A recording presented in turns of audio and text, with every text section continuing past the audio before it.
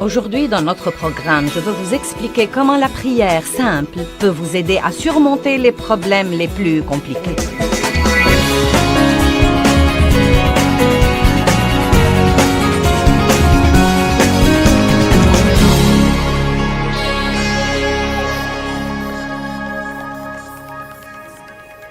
Ce qui compte dans la prière, c'est la sincérité du cœur. La Bible nous enseigne que Dieu prête attention à la prière simple et fervente. Mais écoutez, la prière fervente n'est pas nécessairement retentissante ou longue.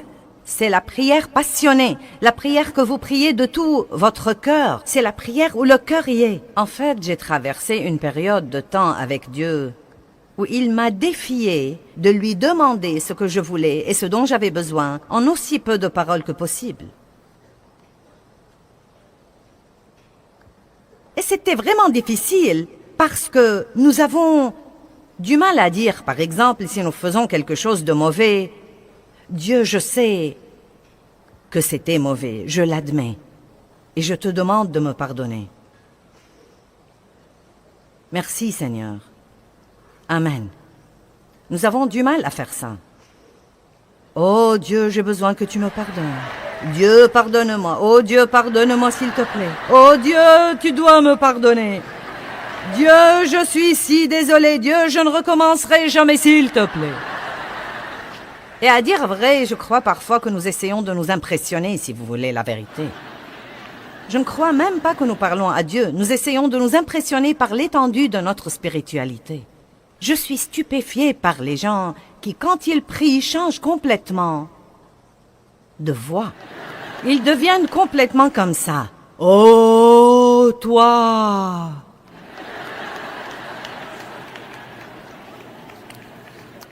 Donc, je ne sais pas ce que vous en pensez, mais la prière est une conversation avec Dieu. C'est demander à Dieu de répondre à vos besoins ou aux besoins de quelqu'un d'autre. C'est le louer, c'est le remercier, c'est l'adorer. C'est lui confier des choses et lui consacrer des choses. C'est beaucoup de choses merveilleuses qui devraient faire partie de la vie de tous les jours. Tout comme la respiration. La prière devrait être comme la respiration. Ne pas prier est un péché. La pire chose qui puisse arriver si vous ne priez pas, c'est rien. En d'autres termes, si vous ne priez pas, rien n'arrivera. Eh bien, quelles sont certaines des raisons pour lesquelles la prière n'est pas exaucée? Tout d'abord, je ne sais pas si nous pouvons dire qu'une prière n'est pas exaucée. En fait, Dieu ne dit pas toujours oui. Vous savez, Dieu dit parfois, pas maintenant. J'ai en fait entendu des gens dire que Dieu ne dit pas non, mais je ne crois pas ça. Si je demande quelque chose qui n'est pas la volonté de Dieu, il me dira non. Sinon, je croirais qu'il ne m'aime pas. Parfois, il dit attends. Parfois, il dit oui. Et parfois, il dit non. Mais une des choses que nous devons comprendre, c'est que quoi qu'il dise, ce qu'il dit est toujours juste. Et si Dieu dit attends, c'est que c'est mieux pour moi d'attendre. Quel que soit ce que ça me fait mal, quel que soit ce que j'en pense, il y a une certaine raison pour laquelle ce n'est pas bon ou ce n'est pas mieux pour moi d'avoir cette chose maintenant. Si Dieu dit non, il n'essaye pas de me cacher des choses, il n'essaye pas de m'empêcher d'avoir quelque chose que je veux. Il a simplement quelque chose de meilleur en tête, et je ne suis pas assez intelligente pour savoir comment le demander. Donc je suis reconnaissante que Dieu me donne ce qu'il sait que je devrais avoir. Et laissez-moi vous dire quelque chose, bien-aimé. Quand vous arrivez au point où vous pouvez faire confiance à Dieu dans ces choses-là, ce que la vie peut devenir douce. Car vous n'êtes plus obligé de lutter avec les choses tout le temps. Vous savez ce qui nous contrarie? Essayez de faire que quelque chose se produise, que seul Dieu peut en fait produire. Allez, comprenez ça ce soir. Essayez de faire que quelque chose se produise que seul Dieu peut produire. Puis-je vous dire quelque chose? Vous ne pouvez pas changer les membres de votre famille. Bulletin, flash, flash du ciel. Vous ne pouvez pas changer les membres de votre famille. Vous pouvez leur donner l'exemple. Et à dire vrai, si nous faisons un petit effort pour donner l'exemple un peu plus, et si nous fermons notre bouche un peu plus, et si nous arrêtons de dire à tout le monde ce qu'ils devraient faire, eh bien, c'est encore tôt et je prêche bien déjà.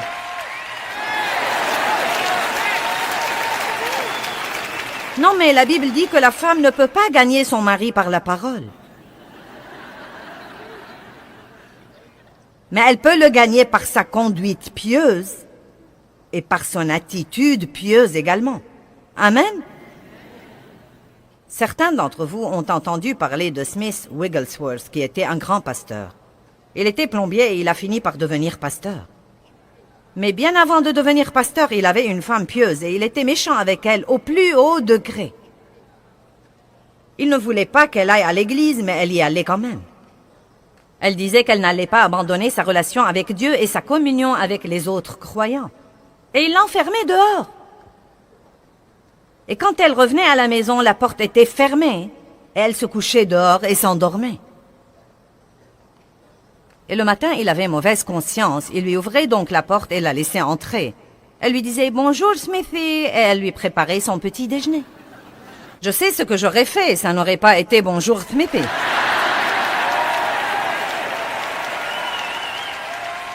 Mais d'un autre côté, si j'étais mariée à cet homme, il serait resté plombier et ne serait jamais devenu grand pasteur. Mais elle lui donnait l'exemple dont nous avons parlé.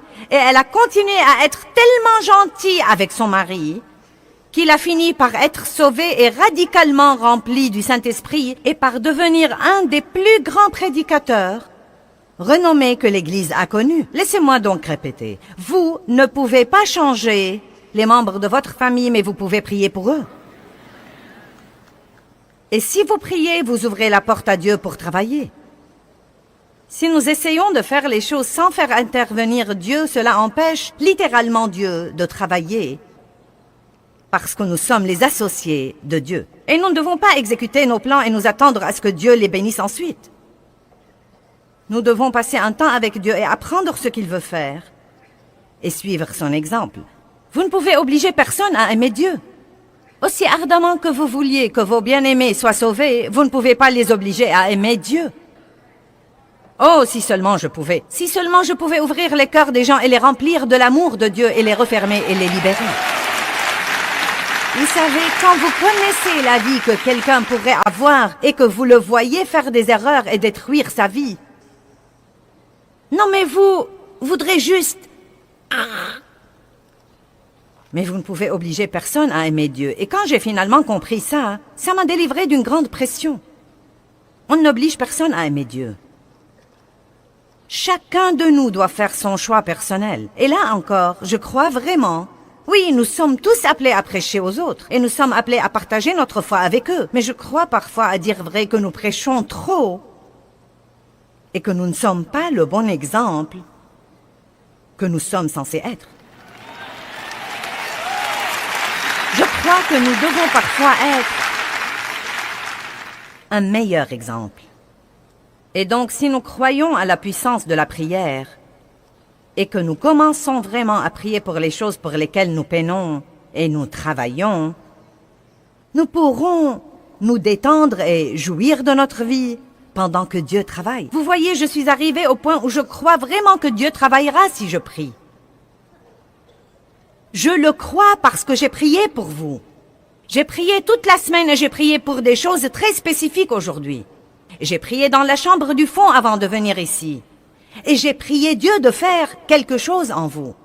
J'ai prié pour la guérison. J'ai prié Dieu de guérir les cœurs brisés. J'ai prié Dieu de vous encourager. J'ai prié Dieu de vous enseigner quelque chose. Je veux que vous tombiez profondément amoureux de Dieu. Et donc, je crois que pendant que je suis là-haut pour utiliser le don que Dieu a mis en moi et pour faire ce que je sais faire, Dieu travaille en vous. Et peu importe si vous avez l'air de vraiment changer, ça n'a pas d'importance pour moi. Vous savez, si vous me dites que vous changez ou pas, je crois de tout mon cœur qu'un dépôt a été fait en vous et que vous allez voir les résultats d'être là. Je crois ça et je suis heureuse parce que je le crois.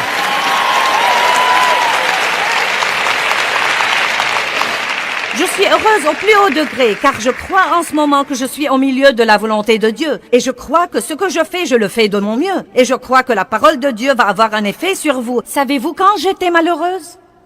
Quand je venais ici et pendant que je prêchais, j'observais les visages des gens qui sont dans la salle. Quelqu'un faisait...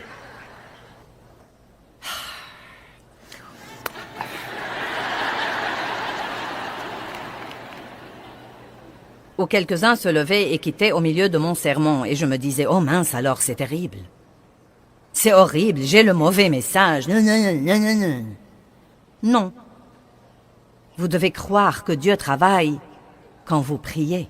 Je suis maintenant arrivée au point où si quelqu'un quitte quand je prêche, je me dis, tu rates un bon message. Non, mais vous devez avoir un peu de confiance. Arrêtez de laisser vos circonstances vous gouverner. Puis-je vous dire quelque chose? Regardez-moi. Vous n'avez pas assez de temps à perdre sur cette terre à être malheureux. Bonjour. J'ai dit que nous n'avions pas assez de temps à perdre sur cette terre à être malheureux. Et vous savez, quand vous avez 13 ou 14 ou 20 ou 25 ans, vous croyez que vous avez du temps à perdre. Mais quand vous commencez à avoir 50 et 60 et 61 et 62 et 63 et Dave a 66 ans... Quand vous vieillissez comme ça, quand vous prenez de l'âge... Non, sérieusement, vous savez quoi? Plus vous vivez, plus vous réalisez que vous n'avez plus de temps à perdre. Je ne vais plus gaspiller mes jours à être fâché désormais. Vous m'offensez, je prie pour vous. Vous me blessez, je prie quand même pour vous. Je ne vais plus vivre malheureuse désormais. Vous m'entendez? J'ai dit que je n'allais plus vivre malheureuse désormais. Et vous devez vous-même être aussi intransigeant sur ce point. Vous devez croire à la puissance de la prière et arrêter d'essayer de faire quelque chose à propos de quelque chose pour lequel vous ne pouvez rien faire. Arrêtez d'essayer de vous débarrasser de choses dont Dieu seul peut vous débarrasser. Et n'essayez plus d'avoir toutes ces choses que vous n'allez jamais avoir, à moins que Dieu ne décide de vous les donner. Voici donc ce que je dis. Si vous voulez une chose, demandez-la à Dieu. S'il ne vous la donne pas, sachez qu'il a quelque chose de mieux en tête, ou que ce n'est pas le bon moment. Ne piquez pas une crise là-dessus. Si vous ne l'avez pas quand vous croyez que vous devez l'avoir, dites elle viendra. Elle fait son chemin.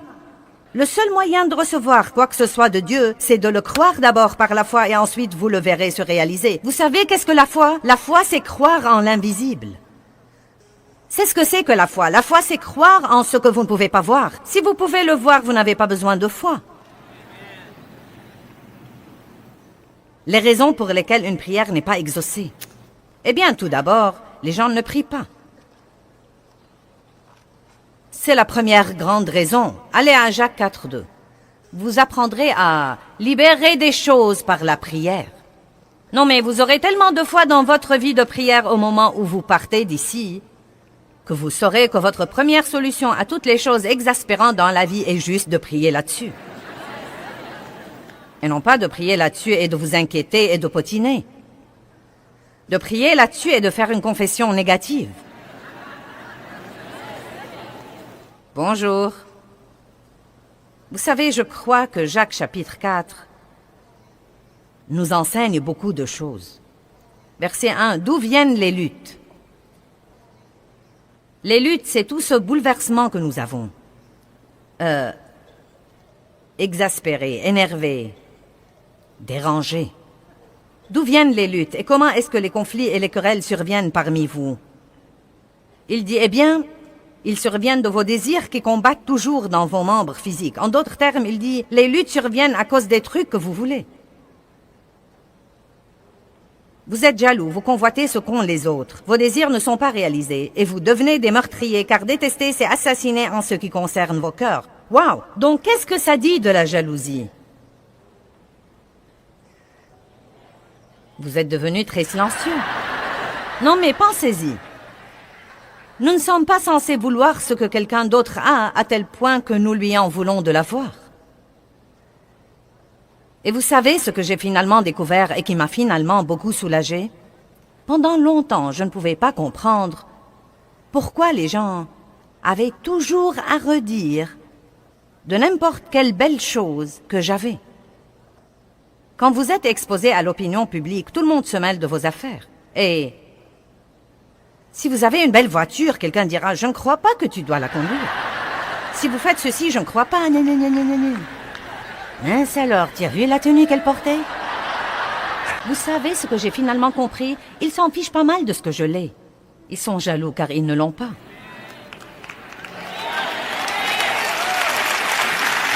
Et il en va de même pour vous, vous savez. Vous achetez une jolie maison, et certains de vos amis seront jaloux et médiront de vous. C'est juste parce qu'ils veulent une maison comme vous, mais ils ne savent pas comment s'y prendre pour l'avoir. Il dit ici, d'où viennent les luttes? Qu'est-ce qui nous garde vexés? Je n'ai pas le temps d'être contrarié par ce que quelqu'un d'autre a.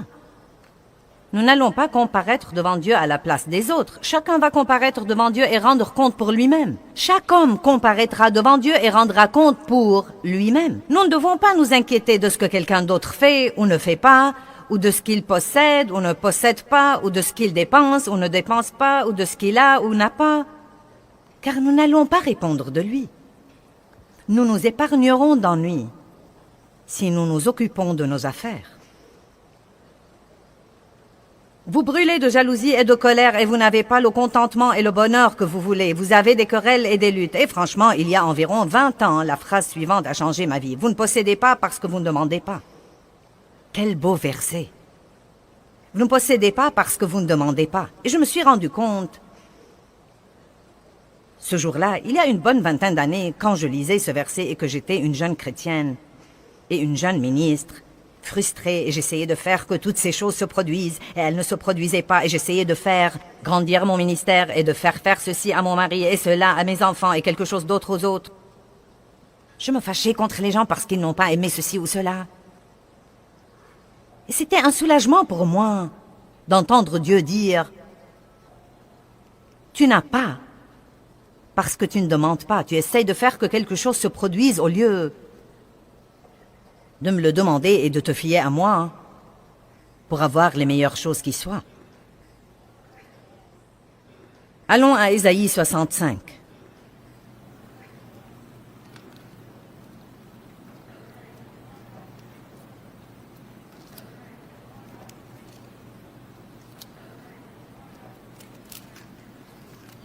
Versets 1 et 2. Je crois que ce sont des versets plutôt tristes. Il dit « J'étais prêt à être recherché de ceux qui ne demandent pas. » Vous voyez le tableau où Dieu attend que quelqu'un lui demande? J'étais prêt à être recherché de ceux qui ne demandent pas. J'étais prêt à être trouvé par ceux qui ne me cherchent pas. J'ai dit « Me voici, me voici. » Dit le « Je suis » à une nation Israël qui ne s'appelait pas de mon nom. J'ai tendu mes mains tous les jours vers un peuple rebelle qui marche dans une voie mauvaise au gré de ses pensées. C'est triste. Vous voyez le tableau où Dieu dit, comme Jésus a dit dans Matthieu 11, « Venez à moi, vous tous qui êtes fatigués et chargés. » Si vous êtes inquiets, venez à moi. Si vous êtes stressés, venez à moi. Si vous êtes chargés, venez à moi. Si vous êtes blessés, venez à moi. Allez au trône et non pas au téléphone. Les gens à l'autre bout du fil ne savent pas ce qu'ils font eux-mêmes. Ils ne sont pas qualifiés pour résoudre vos problèmes.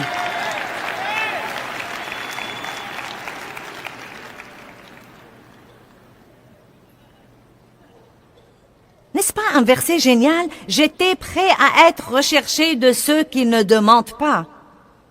J'ai dit, me voici, me voici. Mais personne ne m'a cherché. Dieu est un bon Dieu. Hébreux 11:6 dit, sans la foi, il est impossible de plaire à Dieu. Et celui qui s'approche de lui doit croire deux choses, que Dieu est et qu'il est le rémunérateur de ceux qui le cherchent diligemment. Dieu est un bon Dieu. Il attend pour vous faire des choses. Mais vous devez les lui demander. Ne vous fâchez pas contre votre patron qui ne vous donne pas la promotion que vous voulez. Avez-vous jamais pris la peine de la demander à Dieu? Peut-être que ce n'est même pas ce dont vous avez besoin. Qui sait, peut-être que Dieu essaye de vous faire quitter ce travail stupide de toute façon pour aller travailler ailleurs. Et vous craignez de ne pas pouvoir gagner autant d'argent ailleurs. Ça me surprend combien de gens mènent une vie qu'ils détestent parce qu'ils ont peur de faire quelque chose d'autre.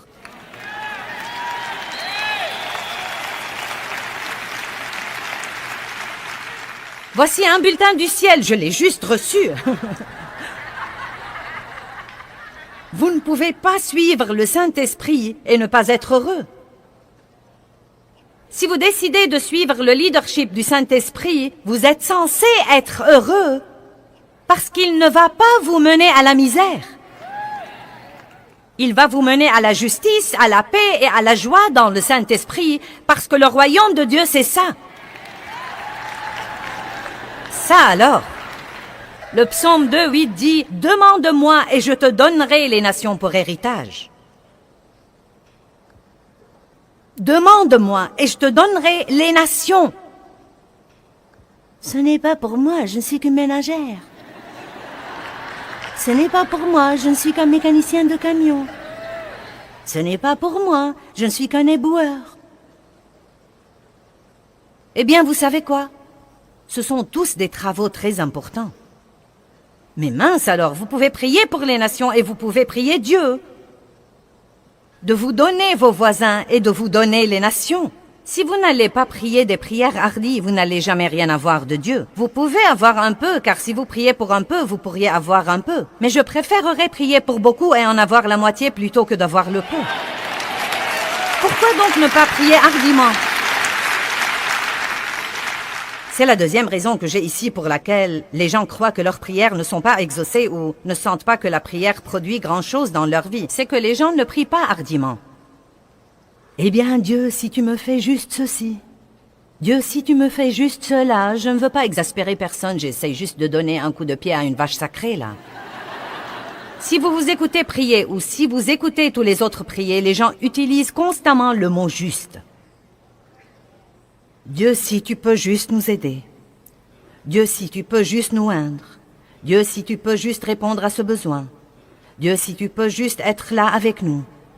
Et cela m'a dérangé un jour et j'ai cherché le mot juste et il veut dire à peine assez pour se débrouiller. C'est ce qu'il veut dire, à peine assez pour se débrouiller. Mais écoutez-moi, non mais même en le sachant, j'ai vraiment du mal à l'enlever de mes prières. Et je crois que c'est cette attitude innée en nous comme quoi, eh bien, ne vous avisez pas de trop demander à Dieu. Eh bien, Dieu, veux-tu me pardonner juste cette fois? Pourquoi ne pas dire, Dieu, pardonne-moi cette fois, et demain j'aurai besoin que tu me pardonnes encore une fois? Car c'est bien la vérité, et Dieu la connaît déjà. Pourquoi ne commençons-nous pas à être des gens réels avec un Dieu réel qui sait tout sur nous? Devinez quoi? Vous ne surprenez pas Dieu, il savait ce qu'il aurait quand il vous a appelé. Je dis toujours, après que Dieu m'ait appelé au ministère, il n'a pas regardé Jésus une semaine plus tard pour lui dire « Oh non, maintenant qu'allons-nous faire ?» Je me rappelle la femme à qui j'ai parlé dans le magasin. Elle était employée là. Et je lui posais des questions sur sa rémunération. Touches-tu une commission ou un salaire? Comment est-ce que ça marche? Et elle m'a dit, eh bien, en fait, je touche un salaire. Mais elle a dit, je dois faire mon quota pour garder mon travail.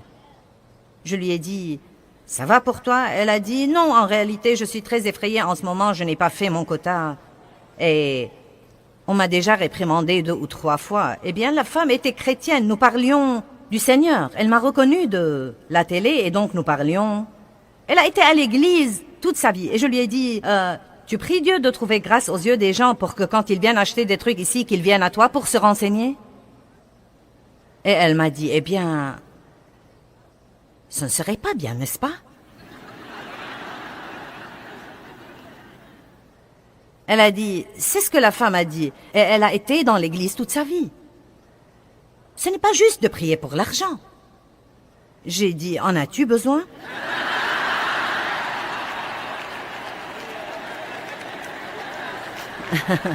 Si tu en as besoin et que tu ne l'as pas, tu devrais commencer à prier là-dessus, car c'est le seul moyen dont tu vas l'avoir. La Bible dit, et mon Dieu pourvoira à tous mes besoins.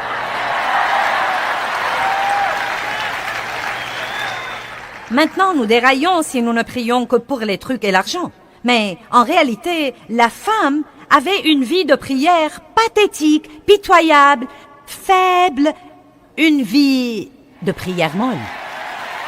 Et voilà le Dieu de tout l'univers, qui possède tout, qui a vraiment le tout. À qui le donnerait-il sinon à ses enfants? Mais il dit, vous n'avez pas parce que vous ne demandez pas. Demandez et continuez à demander. frappez et continuez à frapper. Cherchez et continuez à chercher.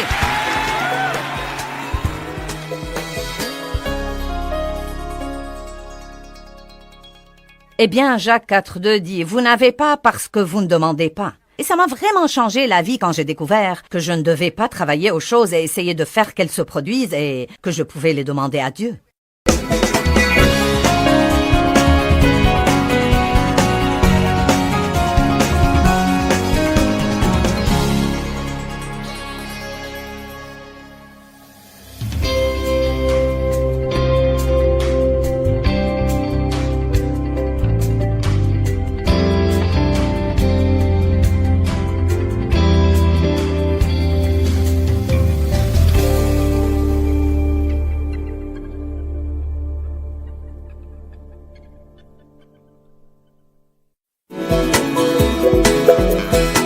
Est-ce que vous savez que les limites peuvent vous aider à mener une vie meilleure et beaucoup plus paisible?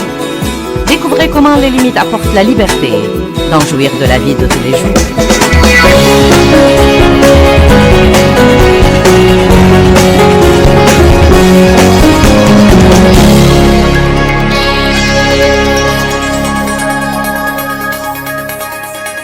Je crois qu'il y a un moyen de vivre et d'être en sécurité, mais il y a aussi des moyens de nous mettre vraiment en danger. Nous allons parler de mettre des limites qui éliminent le stress de votre vie, d'avoir des frontières et des limites et des marges dans votre vie. En réalité, Dieu m'a demandé l'idée de cette barrière. Et nous allons prétendre que c'est notre zone de sécurité. Et donc, je peux prêcher pas mal de sermons à l'intérieur de cette barrière. Mais cette barrière que vous voyez représente en fait la parole de Dieu. Et la parole de Dieu devient vraiment une barrière dans nos vies. Elle nous dit ce que nous pouvons faire. Et être en sécurité est ce que nous ferions mieux de ne pas faire pour ne pas nous mettre en danger. Et un des petits exemples que je vais utiliser ce week-end est que, vous savez, beaucoup de personnes sont exaspérées parce que le chien de leur voisin vient salir leur jardin et ils rouspètent toujours contre le chien et contre leur voisin. Mais la vérité est que s'ils avaient mis une bonne barrière, le chien du voisin n'aurait pas sali leur jardin. Ne vous fâchez pas contre le chien ou contre le voisin si vous ne faites pas ce que vous êtes censé faire. Il y a des gens qui font du mal aux autres. Et beaucoup d'entre vous, si je vous demandais combien d'entre vous ont été vraiment blessés par quelqu'un, la plupart d'entre vous vont probablement lever la main. Mais la vérité, c'est que parfois, les gens nous font du mal parce que nous ne mettons pas de limites ni de barrières. Nous ne leur disons pas, vous savez, vous n'allez pas me faire ça et rester en relation avec moi, ou je n'accepte pas ce comportement, je n'accepte pas votre façon de me parler. Et vous allez m'entendre dire ça plus d'une fois ce week-end, mais je vais commencer à le dire maintenant pour que vous commenciez à y penser. Une des raisons pour lesquelles il nous est difficile de mettre des barrières entre nous et les autres, c'est que nous ne le faisons pas assez tôt. Je crois que beaucoup de fois, nous attendons trop longtemps et nous laissons les gens qui sont dans nos vies prendre beaucoup de mauvaises habitudes. Et nous leur laissons passer beaucoup de choses que nous n'approuvons pas et que nous n'aimons pas depuis le début. Mais nous essayons de les éliminer par la prière ou bien, vous savez, nous ne voulons pas blesser ces personnes ou ceci ou cela ou quelque chose d'autre. Et parfois, même en tant que chrétiens, nous nous embrouillons à propos de l'amour et nous ne savons même pas vraiment ce que nous devons dire aux autres ou combien nous devons supporter. Et donc, nous allons essayer de clarifier beaucoup de ces choses-là ce soir. Et nous avons besoin de barrières dans beaucoup de domaines. Et à vrai dire, la discipline, la maîtrise de soi et la discipline, et mettre des frontières et mettre des barrières dans nos vies sont parmi les choses importantes que nous puissions faire. Et comme vous le savez, une vie sans discipline est une vie qui court sûrement au désastre. Et donc, c'est parti. Le message de ce soir s'intitule « Marcher sur le fil du rasoir » et nous trouvons ça fascinant. Et nous disons « Ouais, je marche sur le fil du rasoir ». Eh bien, c'est plutôt devenu une façon populaire de voir la vie aujourd'hui. Mais franchement, Dieu ne veut pas que nous marchions sur le fil du rasoir. Car si vous faites cela, vous n'aurez aucune marge pour quoi que ce soit. Ce que nous devons faire, c'est vivre de façon à avoir la paix et à éliminer le stress de notre vie. J'ai donc une question pour commencer. Est-ce que vous menez une vie vraiment insoutenable? Vous dites, qu'entendez-vous par là? Est-ce que vous vous surprenez à dire, eh bien, je ne peux plus faire ça? Je ne peux pas continuer comme ça? Si je dois vivre comme ça un an de plus, ça va probablement m'achever. Croyez-moi, je n'en peux plus, c'en est vraiment trop.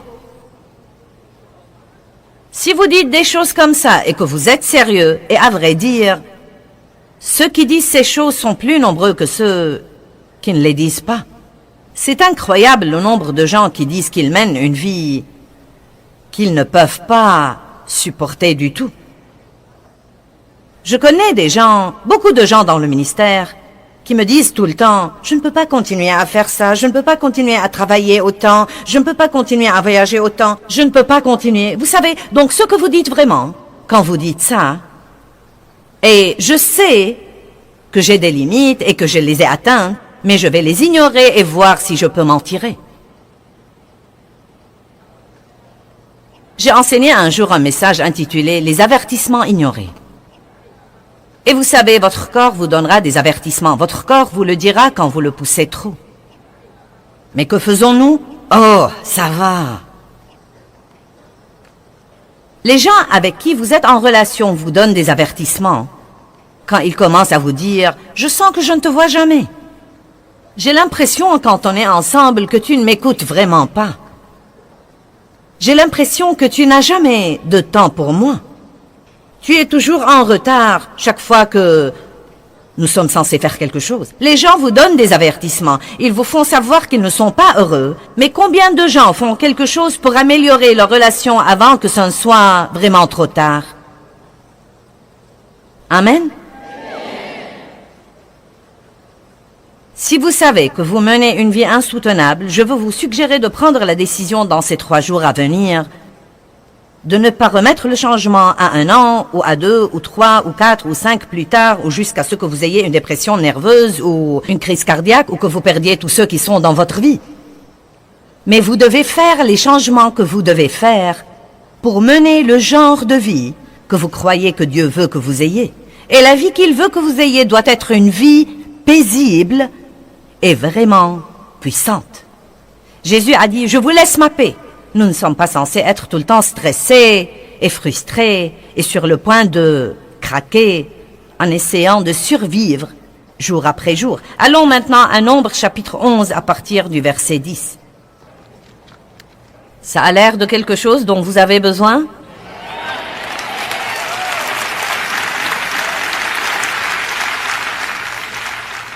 Mettre des limites qui éliminent le stress de votre vie.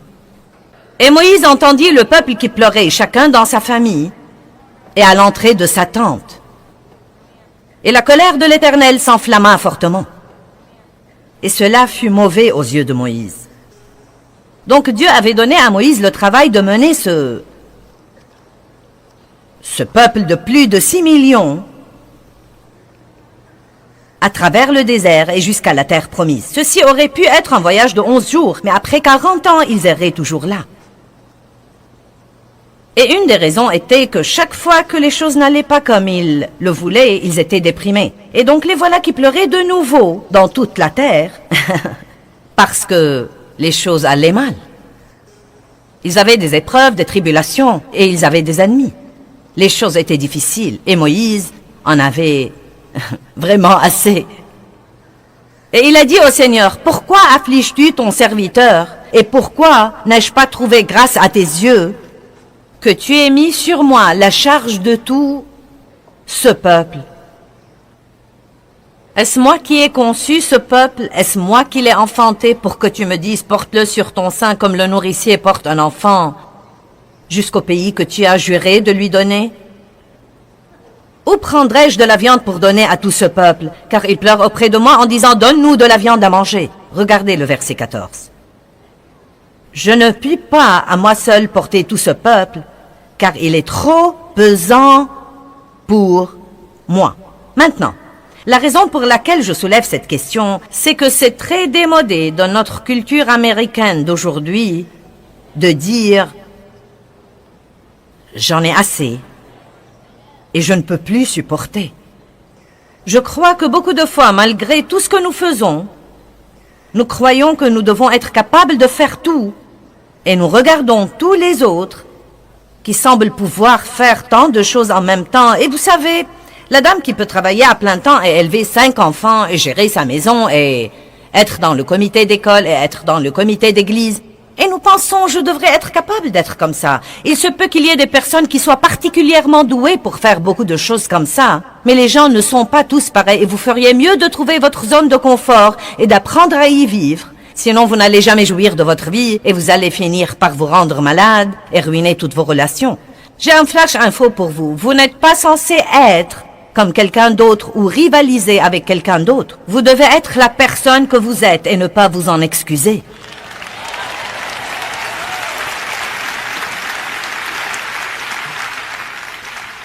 Il n'y a pas de mal à dire « j'ai atteint ma limite ».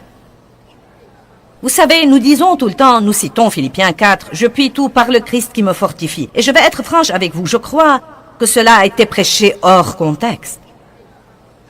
La vérité est que je peux faire toutes les choses que Dieu me donne à faire par le Christ qui me fortifie. Et Paul parle en réalité des épreuves et des tribulations, des moments où tout va très bien et des moments où tout ne va pas très bien. Et il dit, je puis tout par le Christ qui me fortifie. Car la Bible nous promet que, quel que soit ce qui vient contre nous, Dieu va nous donner la capacité de le supporter et il va nous montrer le moyen d'en sortir. Mais nous utilisons ce verset pour dire que nous pouvons avoir 3 emplois et faire ceci et faire cela et faire ceci et cela et quelque chose d'autre sans jamais nous reposer et sans jamais dormir et en maltraitant notre corps. Je puis tout par le Christ qui me fortifie. Et vous savez, chaque fois que vous prenez la parole de Dieu hors contexte, ça va créer des problèmes dans votre vie. Maintenant, je ne suis pas une personne qui abandonne. Je fais des séminaires au sujet de ne jamais abandonner et je crois qu'une des raisons pour lesquelles je suis toujours là aujourd'hui, c'est que j'avais cette détermination obstinée de ne pas abandonner. Mais je dois cependant vous dire que vous ne pouvez pas aller au-delà de ce que Dieu vous a appelé à faire. Et vous ne pouvez pas aller au-delà de la grâce de Dieu sur votre vie. Et si ce que vous faites est la volonté de Dieu, il devrait y avoir la grâce, c'est-à-dire sa puissance, qui vous permet toujours de le faire facilement et en ayant toujours la joie. Nous ne sommes pas censés lutter avec tout ce que nous faisons. Et tout n'est pas censé être dur et nous ne sommes pas censés toujours nous pousser. Il y a un temps pour se pousser et il y a un temps, vous savez, pour s'avancer. Mais tant de gens vivent comme ça parce qu'ils essayent de se maintenir au niveau d'une certaine idée que nous avons aujourd'hui dans notre société ainsi que dans notre culture et qui tue en réalité la plupart des gens. Amen.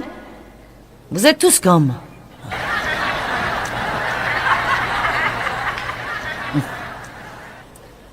Exode 18.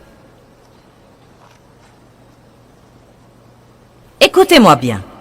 Y a-t-il quelqu'un que vous connaissez et que vous aimez et respectez, qui est un bon ami à vous, qui vous dit que vous devez faire des changements radicaux dans votre vie? Non, mais est-ce que quelqu'un vous a dit que vous feriez mieux de commencer à mieux vous occuper de vous-même? Est-ce que quelqu'un vous a dit ça? Pas assez d'entre vous? Je vais donc vous le dire moi-même.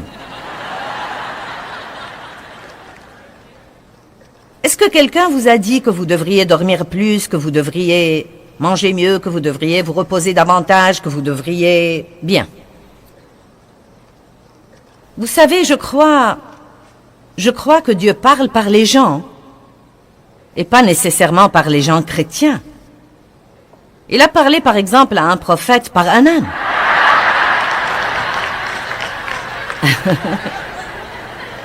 Amen.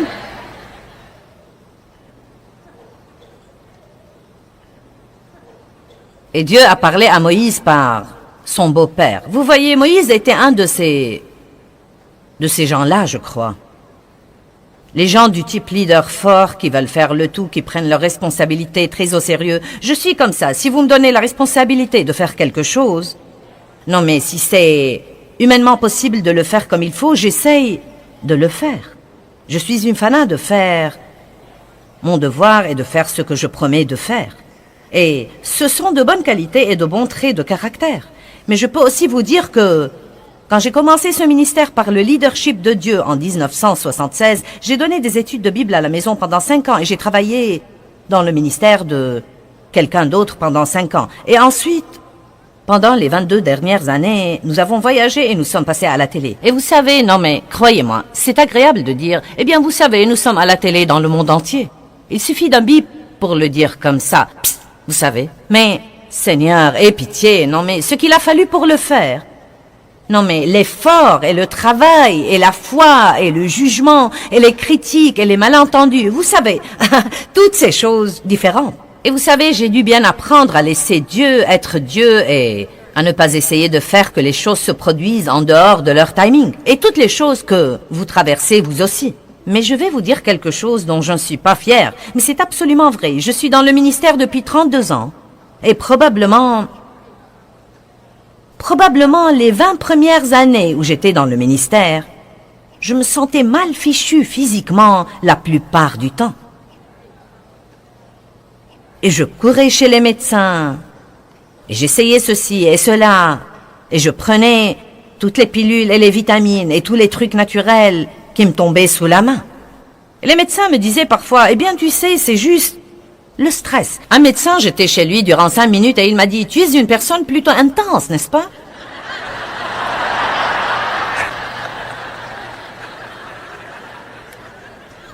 Non, ce n'est pas vrai, je ne suis pas intense et je ne suis pas du tout stressée.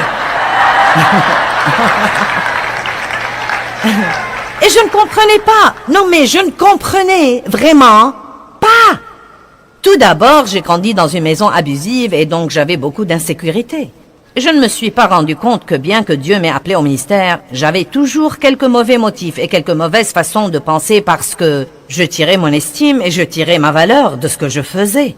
Et Dieu ne veut pas que vous tiriez votre estime et votre valeur de ce que vous faites. Il veut que vous sachiez qui vous êtes en lui et ensuite ce que vous le faites pour lui, avec sa grâce et son aide dans votre vie. Et ensuite, vous pouvez en jouir. Et donc, vous savez, les médecins me disaient tout le temps, eh bien, tu sais, ton problème est le stress. Et je leur disais, ce n'est pas le stress. Non, mais cela m'exaspérait parce que je ne savais même pas. Je croyais que le stress voulait dire que je ne savais pas m'y prendre avec la vie. Je voyais que le stress voulait dire que, vous savez, que vous n'aimez pas ce que vous faites. Et je leur disais, j'aime ce que je fais. Je fais ce que je suis appelé à faire. Ne me dites pas que je ne sais pas m'y prendre avec la vie. Vous devriez voir tout ce que je fais.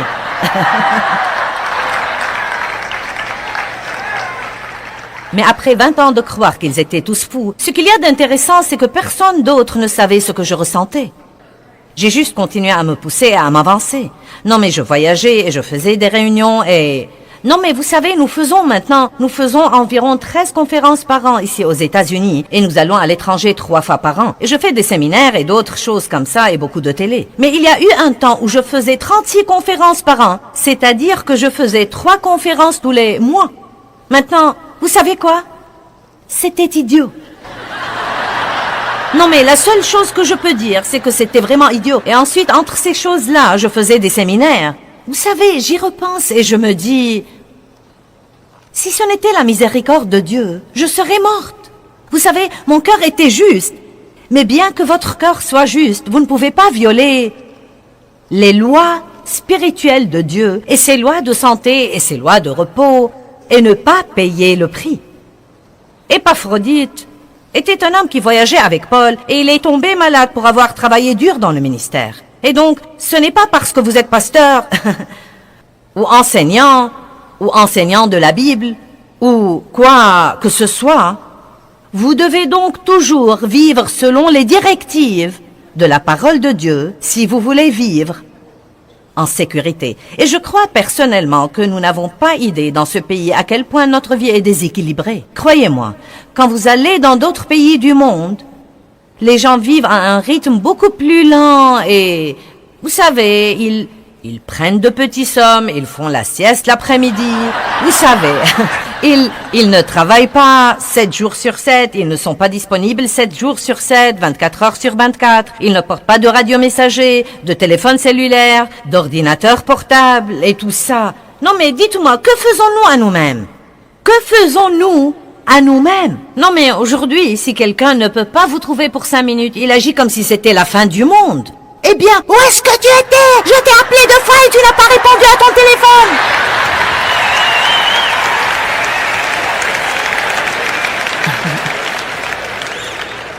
Mais voilà la chose que je veux vous dire.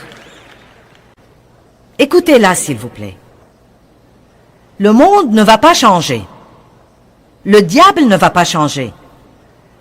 Vous n'êtes pas sûr que les autres personnes dans votre vie vont changer. Il n'y a donc qu'un seul choix que vous avez. Si vous voulez que quoi que ce soit change, vous devez vous-même le changer.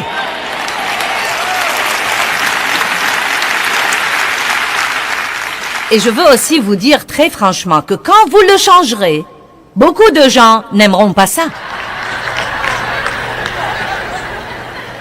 Mais quand vous vous tiendrez devant Dieu, vous ne répondrez de personne à part vous-même. Et si vous vivez pour plaire aux gens, le jour où vous craquerez, ces gens-là seront trop occupés pour venir à votre chevet et vous visiter. Et pour ceux d'entre vous qui croient qu'ils n'ont pas le temps, que je vous dise, l'homme qui a une crise cardiaque a tout à coup beaucoup de temps. Et pour ceux d'entre vous qui consacrent chaque heure de leur journée à essayer de gagner plus d'argent et de posséder plus de trucs, et vous travaillez beaucoup trop, et vous vous laissez entraîner dans ce système fou, quand vous serez sur votre lit de mort, vous n'allez pas demander votre solde bancaire. Ça ne va pas vous intéresser, vous allez vouloir votre famille, vos amis, et si vous ne prenez pas le temps de nouer des relations maintenant, écoutez-moi bien, vous ne pouvez pas avoir de bonnes relations sans investir un temps de qualité. J'ai entendu ça et je l'ai trouvé très intéressant. Écoutez ça. Toutes nos relations dans la vie sont nourries dans la marge de notre vie personnelle. Et votre marge est le temps que vous avez entre vos différentes activités. Comme, quelle est la marge que vous avez le matin avant de quitter la maison pour courir au travail? Quelle est la marge que vous laissez entre les rendez-vous? Quelle est la marge que vous laissez pour pouvoir vraiment passer un temps de qualité avec votre famille pendant la soirée? Combien de gens aujourd'hui ont des repas de famille? On n'en entend plus parler. Une des choses dont mes enfants se souviennent, c'est que tous les soirs, quand ils étaient petits, nous nous mettions à table et nous avions notre repas de famille. Je me rends compte que les temps ont changé. Mais vous savez, nous devons juste arrêter d'utiliser cette excuse. Eh bien, les temps ont changé, les temps ont changé, les temps ont changé. Vous savez quoi? Dieu n'a pas changé. Il n'a pas changé. Et je ne vous donne pas une règle comme quoi vous devez avoir un dîner de famille tous les soirs, mais je dis tout simplement, quand vous y pensez, vous ne nourrissez pas vos relations au travail. Vous ne nourrissez pas vos relations quand vous courez d'un rendez-vous à l'autre. Donc le seul temps que nous avons vraiment dans notre vie pour bâtir et nourrir et cultiver nos relations, c'est dans les marges de notre vie. Et c'est désolant que tant de gens n'ont aucune marge. Nous courons d'une chose à une autre, à une autre, à une autre, à une autre, à une autre. Et ensuite, quand nous sommes avec les personnes que nous aimons, nous sommes si stressés que nous rouspétons contre tout le monde. Je prêche bien, vous feriez donc aussi bien de m'applaudir.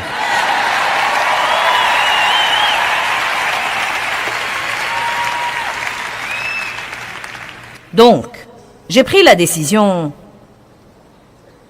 il y a plusieurs années. Il y a 12 ans, car j'étais malade pour 20 ans et j'enseigne depuis 32 ans. Eh bien, j'ai pris la décision de jouir vraiment de ma vie. Cela me tenait tellement à cœur que j'ai changé le nom du ministère. Car Jésus a dit, je suis venu afin que vous ayez la vie et que vous en jouissiez et que vous l'ayez abondamment, complètement, jusqu'au débordement. Et puisque Jésus est mort pour moi, pour que j'aie la vie et pour que je jouisse de ma vie, je ne vais plus laisser le diable me la voler.